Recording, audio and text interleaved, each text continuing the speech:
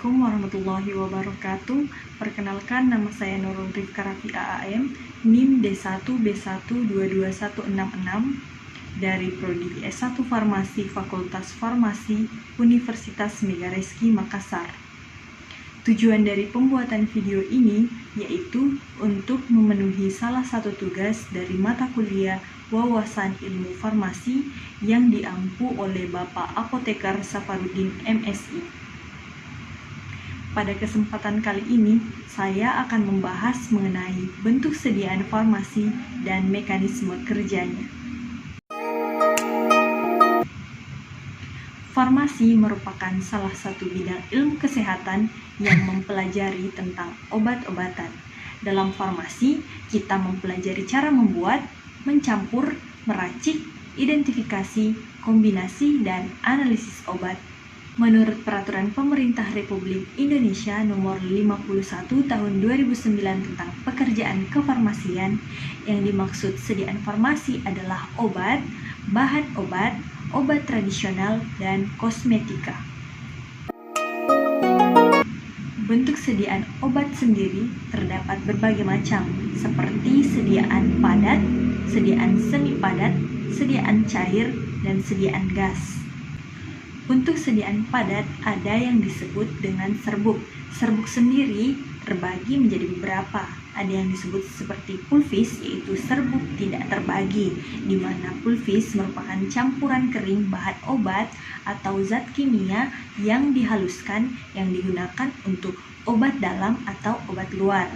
Yang kedua yaitu yang disebut sebagai pulveres, yaitu serbuk terbagi, di mana serbuk ini dibagi-bagi dalam bobot yang diperkirakan sama, masing-masing dibungkus dengan pengemas yang cocok untuk sekali pakai. Sediaan padat ada juga yang disebut sebagai tablet yang biasanya kita konsumsi, di mana tablet merupakan sediaan berbentuk bulat pipih dengan berat sekitar 50 mg sampai 2 gram, yang umumnya beratnya yaitu 200 sampai 800 mg. Tablet sendiri ada berbagai jenis seperti tablet salut, tablet effervescent, tablet sublingual, tablet lepas lambat, dan lozenges. Selain itu juga terdapat sediaan kapsul, yaitu sediaan obat dalam cangkang keras atau lunak yang dapat larut. Cangkangnya sendiri dapat terbuat dari gelatin, pati, atau bahan lain yang cocok. Selain itu juga ada supositoria, yaitu sediaan padat dalam berbagai bobot dan bentuk. Diberikan melalui rektal, vagina, atau uretal. Bentuk sediaan obat selanjutnya yaitu bentuk setengah padat, yaitu seperti salep, itu sediaan setengah padat yang digunakan sebagai obat luar. Yang kedua yaitu krim, yaitu sediaan setengah padat berupa emulsi mengandung air lebih besar dari 60%.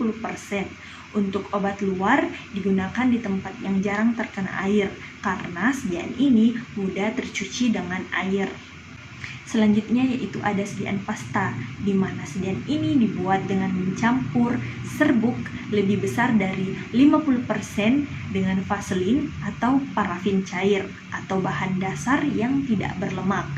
Sediaan selanjutnya yaitu ada gel, di mana sediaan ini merupakan sediaan suspensi setengah padat yang mengandung air. Selanjutnya yaitu sediaan cair. Sediaan cair dapat berupa larutan, yaitu sediaan cair yang mengandung bahan kimia terlarut, kecuali dinyatakan lain pelarutnya yaitu air suling, di mana larutan ini bersifat homogen. Berikutnya yaitu sirup, yaitu merupakan larutan yang mengandung sukrosa atau gula, kecuali dinyatakan lain kadar gula lebih besar dari 64 atau lebih kecil dari 66%. Berikutnya yaitu eliksir, yaitu merupakan larutan yang mempunyai rasa dan bau sedap, digunakan sebagai obat dalam yang umumnya pelarutnya ialah etanol.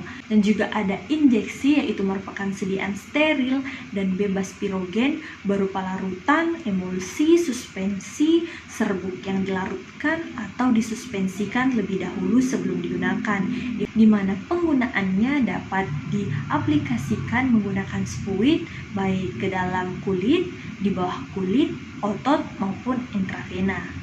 Berikutnya yaitu enema, yaitu sediaan berupa larutan yang penggunaannya melalui rektum atau anus. Selanjutnya yaitu suspensi, yaitu merupakan sediaan cair yang mengandung bahan obat berupa partikel halus yang tidak larut dan terdispersi dalam cairan pembawa. Dan juga ada emulsi, yaitu sediaan yang mengandung bahan obat cair atau larutan obat terdispersi dalam cairan pembawa dan distabilkan dengan emulgator yang sesuai dan merupakan campuran zat berminyak dan berair. Bentuk sediaan obat berikutnya yaitu sediaan gas, di mana yaitu seperti aerosol, di mana aerosol ini adalah sediaan yang mengandung satu atau lebih, berkhasiat dalam wadah yang diberi tekanan, digunakan untuk obat luar dan obat dalam. Dari berbagai macam bentuk sediaan obat ini, terdapat mekanisme kerjanya di dalam tubuh. Secara umum, mekanisme kerja suatu obat merupakan hasil dari banyak sekali proses yang berlangsung cukup rumit. Bentuk sediaan obat sendiri sangat berpengaruh dalam proses absorpsi. Absorpsi suatu obat adalah pengambilan obat dari permukaan tubuh, termasuk juga mukosa saluran cerna atau dari tempat-tempat tertentu pada organ dalaman ke dalam aliran darah atau ke dalam sistem pembuluh limfe. Karena obat baru dapat menghasilkan efek terapeutik bila tercapai konsentrasi yang sesuai pada tempat kerjanya, maka absorpsi yang cukup menjadi syarat untuk efek terapeutik. Untuk obat-obat yang melalui rute oral seperti tablet, kapsul, sirup, pemberian oral merupakan rute pemberian yang paling mudah dan paling sering digunakan, sehingga absorpsi dalam saluran cerna mempunyai peran yang besar. Usus halus merupakan organ absorpsi yang terpenting, tidak hanya untuk makanan, melainkan juga untuk bahan obat. Hal ini disebabkan luasnya permukaan yang dibutuhkan untuk absorpsi, serta adanya lipatan mukosa, jonjot mukosa, kripta mukosa, dan mikrofili pada usus. Bahan yang peka terhadap asam lambung harus dilindungi terhadap asam lambung dengan zat penyalut yang tahan terhadap asam. Absorpsi obat pada pemakaian melalui rektum, di mana absorpsi obat pada rektum terjadi pada 2/3 bagian bawah rektum. Obat yang diabsorpsi tidak mencapai hati karena langsung masuk ke vena cava inferior. Proses absorpsi umumnya lebih rendah jika dibandingkan dengan pemberian oral. Absorpsi obat melalui hidung. Mukosa hidung yang memiliki sifat absorpsi yang baik seperti mukosa mulut cocok untuk pemakaian obat menurunkan pembengkakan mukosa secara topikal pada rinitis. Absorpsi obat pemakaian pada mata.